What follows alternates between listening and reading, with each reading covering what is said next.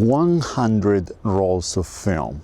Well, actually 106. That's how many I brought on a photography road trip across the American Southwest I went on years ago. But that's not all, because along with the film, I also carried all the chemicals and tools I needed to develop it on the road, and a scanner too. Today is story time, a story about a photography trip that I believe shaped the way I approach photography today. Why I did it, how I did it, and whether I would do it again or not. The time is 2017. Back then I was shooting film exclusively, and more specifically I was shooting medium format film, as my camera of choice was the Bronica SQ-Ai, a beautiful camera that I still miss every once in a while. Anyway, most of my trips back then were pretty short, just a few days long, so a few rolls of film usually did the job, and I would wait to develop them until I got back home. This trip was going to be different though, because I was planning on being on the road for 2 months, visiting places like the Grand Canyon or Monument Valley. The thing is that you can't buy medium format film anywhere, especially when you are in the desert. So I needed to make sure that I had enough film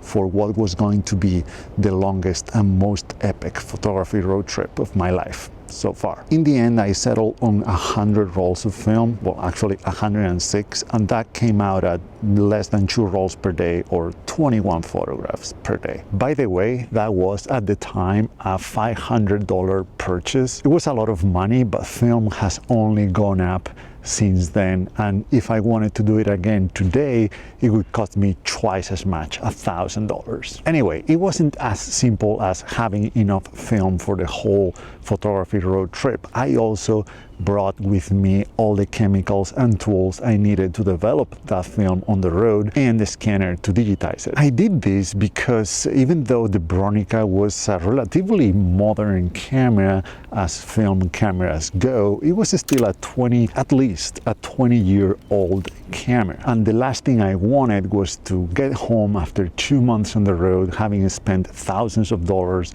on that trip, and find out that a light leak or some other issue had ruined all the film. How did I do this? How did I shoot film on the road and develop those rolls also on the road? Well, since I prefer to do most of my photography in moody conditions like foggy or rainy days, my plan was to shoot on those days and develop the film when the weather was a little bit more boring. Of course, it didn't take long before I started to fall behind, so eventually I settled on just developing one in every 4 or 5 rolls. My hope with this was that if there was a problem with my camera or anything else, I'd still catch it, even if a couple of rolls late. I also scanned some of the frames to ensure that the images were sharp and in focus, to make sure that everything was looking good, you know. But I saved most of the developing for when I was back home. Now, developing film on the road was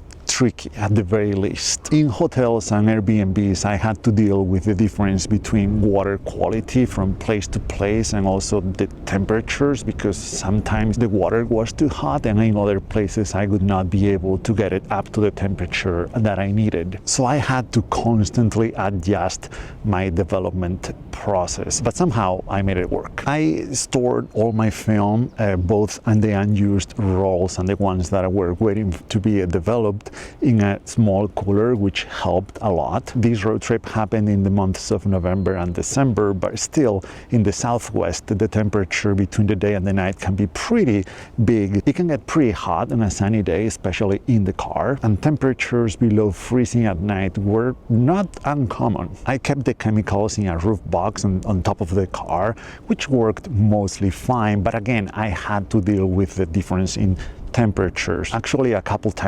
mornings, I found the fixer totally frozen. I'm pretty sure you're not supposed to do that, but I didn't see or notice anything weird with the negatives. A funny moment happened at the Hoover Dam security checkpoint when I was asked by the guard to open the roof box. I happened to open it on the side where I had all my camping gear, the tent, the sleeping bag and everything, so the boxes with all the chemicals were not visible. I can only imagine the reaction of the guard if they had seen all those bottles and jugs with all the chemical symbols on them. I learned quite a few things from that experience. It really made me appreciate how easy and convenient we have it today compared to the photographers who came before us. It wasn't just about having to carry 100 rolls of film and all the tools and the chemicals that I needed to develop it on the road. It was also about having a very limited amount of shots for a 2-month road trip. 106 rolls of film might sound like a lot, but that's only around 1,200, 1,300 photographs. Again, that comes down to around 21 photographs per day on average, and mind you, I was visiting locations like the Grand Canyon, Monument Valley, Joshua Tree, the Antelope Canyon, Zion, and many more. And while I do believe that constraints and limitations can be very good for photography and creativity in general, this was a little bit too much. You know,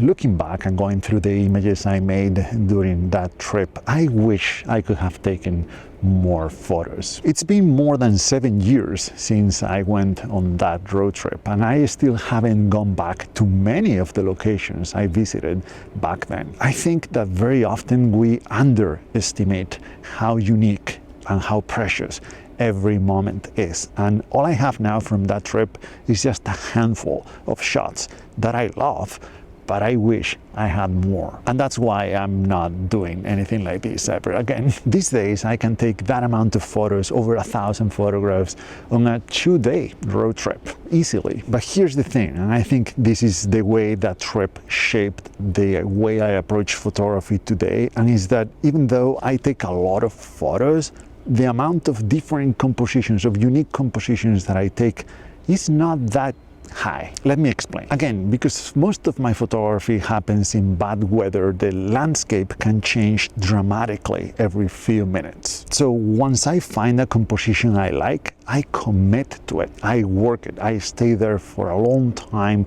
taking photos over and over as the conditions and the light change. It's not rare that I end up taking dozens, if not hundreds, of shots of the exact same composition, but every frame is slightly different from each other. That's the reason why I end up with so many photographs. But again, the amount of compositions that I take on a given trip is not that high. And that photography road trip shooting film actually taught me how to recognize when a composition is strong, to know when it's worth investing my time in one scene. Anyway, I know there are quite a few film photographers among you, so please let us know how you handle long road trips. How much film do you bring with you? Do you develop the film on the road, or do you wait until you get back home? Do you have any tips, suggestions, or ideas for anyone who wants to do something like this? But that's all from me. Thank you so much for watching, and see you in the next one.